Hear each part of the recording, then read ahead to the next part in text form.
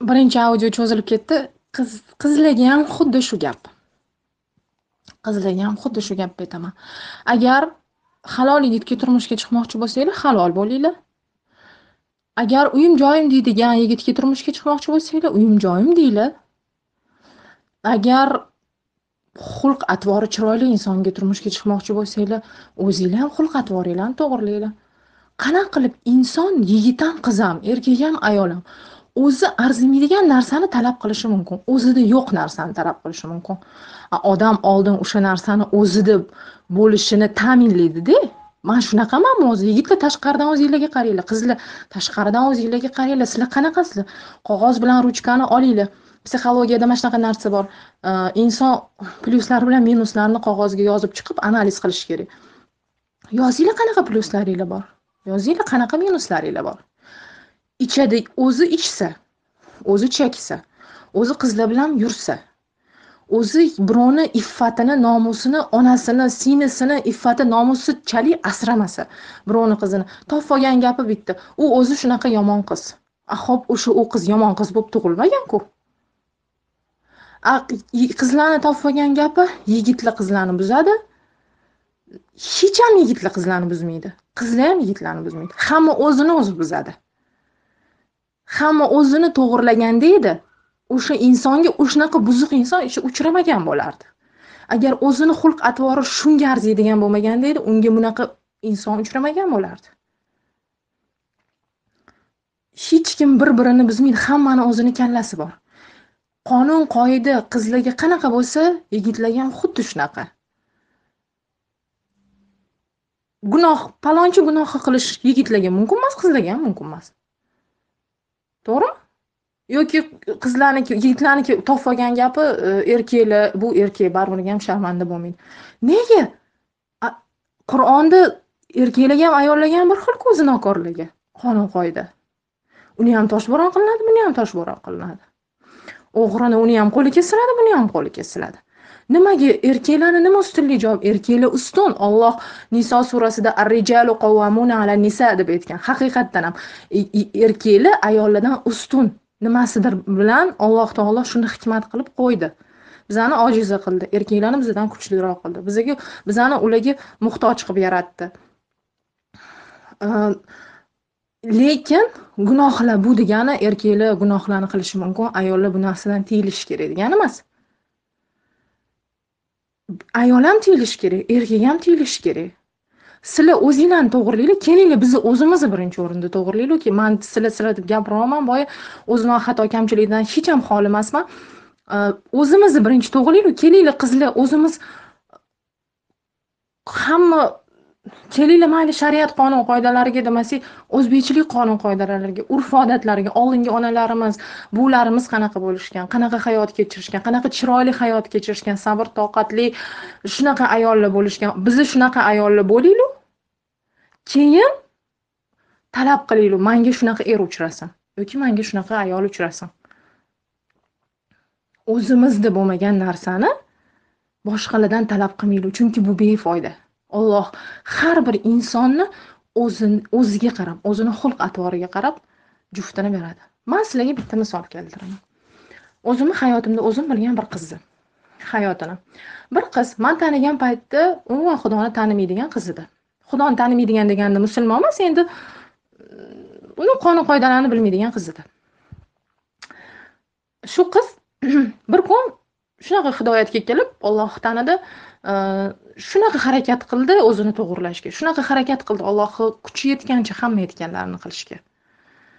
Shunaqa o'zini butun qayta tarbiyaladi. Qayta tarbiyaladida u qiz viloyatli edi. U viloyatda din unchalik darajada rivojlanmagan, unchalik darajada emas. Почти что rivojlanmagan viloyatdan edi. U qiz o'sha viloyatdan shunaqa yigitga turmushga chiqish juda ham mantiqqa to'g'ri kelmaydigan narsa edi. Juda ham bu narsa 100dan 1% bo'lishi mumkin edi. Lekin u o'ylamadi. Men qanaqa yigitga turmushga chiqarkinman? mana shunaqa menga loyiq bo'larmikin, mana men mana shunaqa narsalarni qilyapman deb, o'zimni to'g'irlayapman deb, u yigit ham shunaqa bo'larmikin degan narsani o'ylamadi. Uni fikr xayoli faqatgina o'zini to'g'irlash bilan, o'zini tarbiyalash bilan band bo'ldi. O'zini to'g'irlab, o'zini tarbiyaladi. Internetga kirib, например, yigitlarni sinab, bu qanaqa menga to'g'ri keladimi, bu menga to'g'ri kelmaydimi degan narsalarni qilgani yo'q. Buni xayoliga ham keltirgani yo'q. Lekin Alloh taoloning mo'jizasi bilan shu qiz o'zini viloyatidan orzu qilardi o'sha qiz o'zidan ustunroq, o'zidan amallari kuchliroq bo'lgan insonga turmushga chiqishini. Lekin bu xayol edi prosta. Allohdan duo qilib so'rardi. Единственный qilgan ishi shu. O'zini to'g'riladi, Allohdan duo qilib so'radi. Menga shunaqa insonni uchratgan, o'zimdan ustunroq, o'zimdan amallari kuchliroq insonni uchratgan dedi.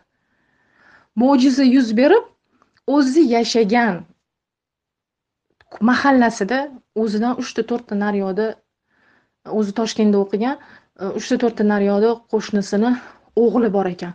U yigit ham Xudoning qudrati bilan xuddi shunaqa shu qizga loyiq, xuddi shunaqa tarbiya ko'rgan, xuddi shunaqa axloqi undan ancha ustunroq, undan ancha kuchliroq yigit bo'lib voyaga yetgan ekan. Mana shu ikki insonni Alloh taolo, bo'lmasa ikkalasi ham chetda yurgan. Bittasi Toshkentda, bittasi umuman chetda yurgan.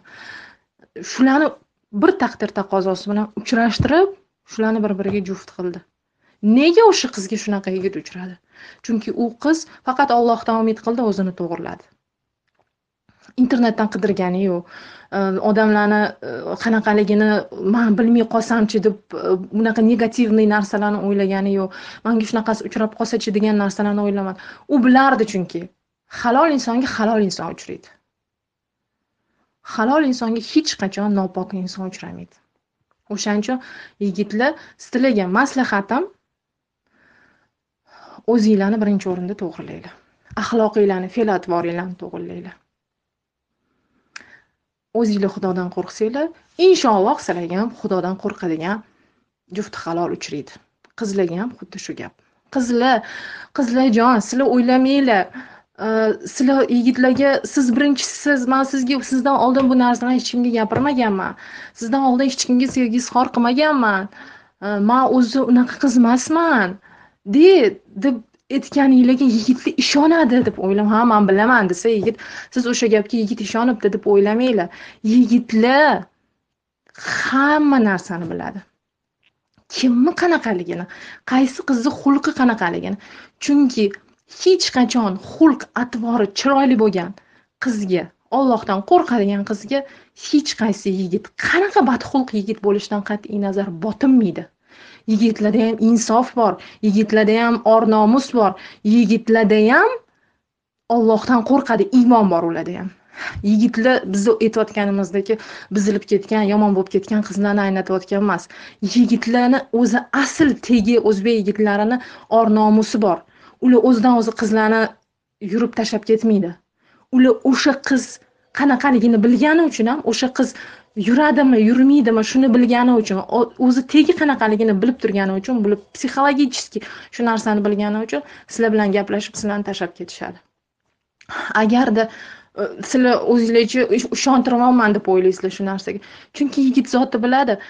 Agarda qiz bunga aytdimi shu gapni, bundan oldingisiga ham aytgan bo'lishi mumkin. Chunki aytmaydigan qiz o'zi вообще hech kimga aytmaydi. Bu gapni gapirmaydigan qiz umuman hech kimga gapirmaydi.